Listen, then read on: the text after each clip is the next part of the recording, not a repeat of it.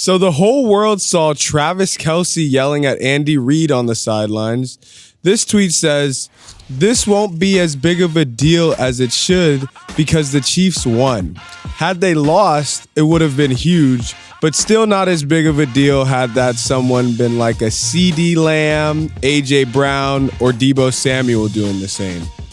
So I gotta ask, is this facts or fiction? But no, I mean, it's facts. I mean, it certainly would have been a bigger story if it had been one of the aforementioned guys. Just from a visual standpoint, we're not comfortable if an AJ Brown had gone hard at an Andy Reid like that. Let's just be honest. When we see those things, it makes us uncomfortable. If sometimes you see a black athlete going hard at his coach like that. For Travis Kelce, we can kind of wipe it away because Big Red kind of took up for him in the post-game presser. But yeah, they lose, it's a bigger deal, but still not as big as it would have been if it had been a CeeDee Lamb or AJ Brown or somebody else acting like that. You know, Bucky, I've been in it myself, in it, where I've had to. I've seen you. Where I've had to release some frustration toward coaches. But here's what happens.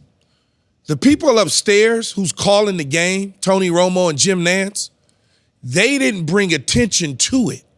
Mm-hmm. They made the decision not to make it a big deal because the television announcers, they drive the narrative about the athlete.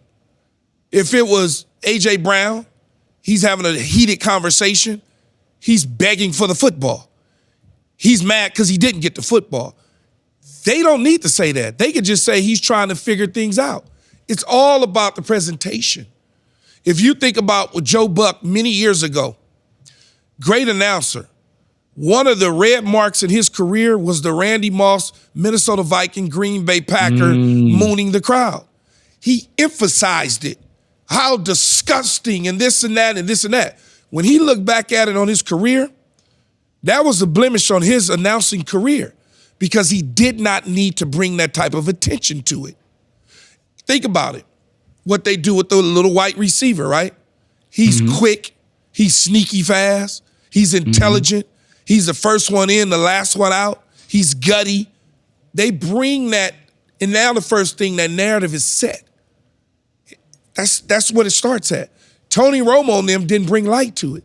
Had they brought light to it, people will be talking about it even more. So when people are saying that no one's really paying attention to it, you got to start up top with those two.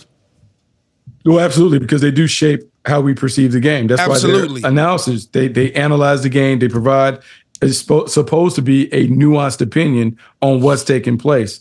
And you're right. I mean, they kind of just swept on the rug, went on to the next play, and it was only brought up in the post-game presser, but somebody else would have been a much bigger deal. We absolutely hope you enjoyed this video. If you want more from us, hit that subscribe button for all videos, full episodes, and exclusive content from the show. And don't forget to find all facts, no breaks on Apple, Spotify, or wherever you get your podcasts.